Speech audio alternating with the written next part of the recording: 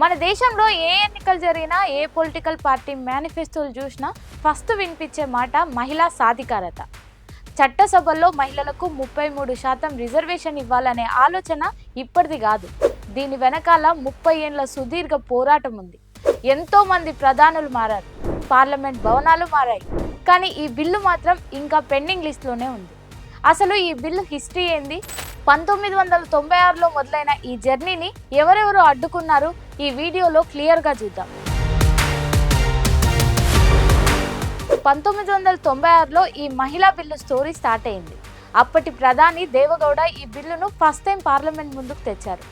13 పార్టీలతో కూడిన United front గవర్నమెంట్లో చాలా మంది నేతలు ఈ బిల్లుకు సపోర్ట్ చేయలేదు. దీంతో సిపిఐ లీడర్ గీతా ముఖర్జీ సారథ్యంలో ఒక కమిటీ వేశారు. ఆమె కొన్ని సవరణలు సూచించారు. రిజర్వేషన్ 3వ వంతుకు తగ్గకుండా ఉండాలి, రాజ్యసభలో కూడా కోటా ఇవ్వాలి, ఓబీసీలకు ప్రాతినిధ్యం ఉండాలి అని చెప్పింది. కానీ శరద్ యాదవ్ లాంటి నేతలు ఇది కేవలం సిటీలో ఉండే చదువుకున్న ఉమెన్కి మాత్రమే హెల్ప్ అవుతుంది, పల్లెటూరి మహిళలకు కాదు అని గట్టిగా విమర్శించారు. నితీష్ కుమార్ కూడా ఓబీసీ కోటా కోసం పట్టుబట్టారు. ఇలా ఈ బిల్లు ముందుకు పడలేదు. ఇక 1998లో వాజ్పేయి టైంలో సీన్ ఇంకా పీక్స్కి పోయింది. జూలై 13న అప్పటి లా మినిస్టర్ తంబిదురై బిల్లు ప్రవేశపెడుతుంటే లాలూ ప్రసాద్ యాదవ్ ఆర్జేడీ, ములాయం సింగ్ యాదవ్ ఎస్పీ పార్టీల సభ్యులు పార్లమెంట్లో బీభత్సవం సృష్టించారు. గందరగోళం మధ్య బిల్లును మమతా బెనర్జీ కూడా అడ్డుకున్నారు. బీఎస్పీ, ముస్లిం లీగ్ లాంటి పార్టీలు కూడా సమర్థించలేదు. 1999, 2000, 2002, 2003 ఇలా ఎన్నిసార్లు ట్రై చేసినా కూడా, ఎన్ని అఖిలపక్ష సమావేశాలు పెట్టినా కూడా ఏకాభిప్రాయం కుదరక బిల్లు అటకెక్కింది. 2004లో మన్మోహన్ సింగ్ ప్రధాని అయ్యాక ఈ బిల్లు తన కామన్ మినిమం ప్రోగ్రాంలో ఉందని ప్రకటించారు. కానీ మళ్ళీ సేమ్ ప్రాబ్లం. సొంత కూటమిలోని ఆర్జేడీ లాంటి పార్టీలు అడ్డుకున్నాయి. 2008లో పార్లమెంటరీ కమిటీ ఇక జాప్యం చేయొద్దు అని చెప్పడంతో 2010లో ఒక చారిత్రక ఘట్టం జరిగింది.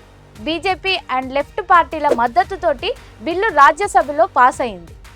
కానీ దురదృష్టవశాత్తు లోక్సభలో మాత్రం ఆమోదం పొందలేదు. దీంతో ఆ బిల్లు మళ్ళీ వీగిపోయింది. ఇక 2023లో ప్రధాని నరేంద్ర మోడీ కొత్త పార్లమెంట్ భవనంలో పెట్టిన స్పెషల్ సెషన్స్లో నారీ శక్తివందన్ అధినియం బిల్లును ప్రవేశపెట్టారు. ఈసారి సీన్ టోటల్గా మారిపోయింది.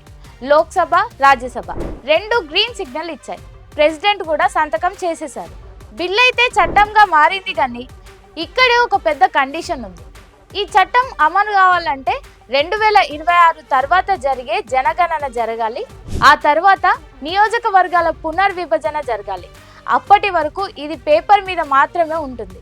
రీసెంట్గా 2029 ఎలక్షన్స్ నుండి అమల్లోకి తేవాలని గవర్నమెంట్ ట్రై చేసినా కూడా దాన్ని డీలిమిటేషన్ తోటి ముడిపెట్టడంతో ప్రతిపక్షాలు మళ్ళీ అభ్యంతరం చెప్పాయి.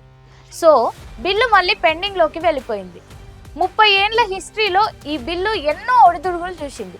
మహిళలకు 33% సీట్లు అనే కళ ఎప్పటికీ నెరవేరుతుందో చూడాలి. ఒక చట్టం వచ్చినా కూడా అది అమలు కావడానికి ఇన్ని అడ్డంకులా? దీనిపై మీ ఒపీనియన్ ఏంటో కింద కమెంట్స్లో షేర్ చేయండి.